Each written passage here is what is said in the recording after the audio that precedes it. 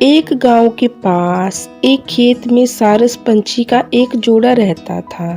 वहीं उनके अंडे थे। अंडे बड़े और समय पर उनके बच्चे निकले, लेकिन बच्चों के बड़े होकर उड़ने जोग होने से पहले ही खेत की फसल पक गई। सारस बड़ी चिंता में पड़े। किसान खेत काटने आए। इससे पहले ही बच्चों के साथ उसे वहां से चले जाना चाहिए और बच्चे उड़ नहीं सकते थे। सारस ने बच्चों से कहा, हमारे ना रहने पर यदि कोई खेत पर आए तो उसकी सारी बात सुनकर याद रखना।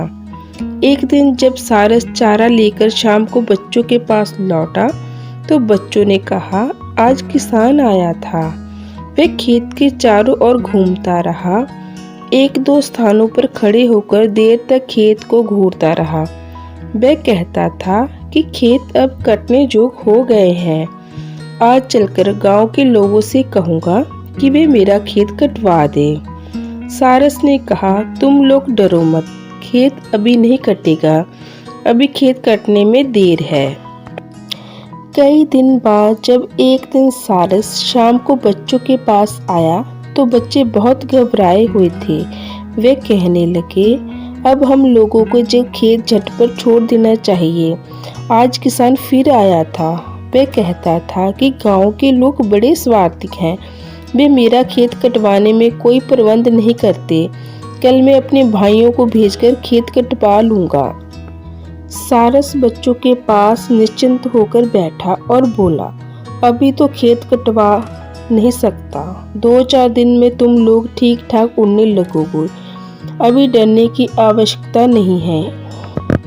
कई दिन और बीत गए। सारस के बच्चे उड़ने लगे थे और वे निर्भय हो गए थे। एक दिन शाम को सारस से वे कहने लगे, ये किसान हम लोगों को झूठ मूठ डराता है। इसका खेत तो कटेगा नहीं। वह आज भी आया था और कहता था कि मेरे भाई मेरी बात नहीं सुनते, सब बहाना बनाते हैं। मेरी फसल सूख कर झड़ रही है। मैं कल सवेरे आऊँगा और खेत काटूंगा। सारस घबराकर बोला, चलो जल्दी करो, अभी अंधेरा नहीं हुआ है। दूसरे स्थान पर चल उड़ो, कल खेत अवश्य कट जाएगा। बच्चे बोले, क्यों इस बार खेत कट जाएगा, ये कैसे? सारस ने कहा, किसान जब तक गांव वालों और अपने भाइयों के भरोसे था, खेत के काटने की आशा नहीं थी। जो दूसरों के भरोसे कोई काम छोड़ते हैं उसका कोई काम नहीं होता, लेकिन जो स्वयं काम करने को तैयार होता है उसका काम रुक नहीं सकता। किसान जब स्वयं कल खेत काटने वाला है तब वो खेत काट के ही रहेगा।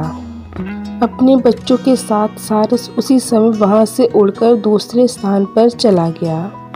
इसलिए जब हम लोग दूसरों के भरोसे अपना कोई भी काम छोड़ते हैं तो वे काम कभी नहीं होता, और यदि वे काम हम खुद करते हैं वे काम होना ही होता है।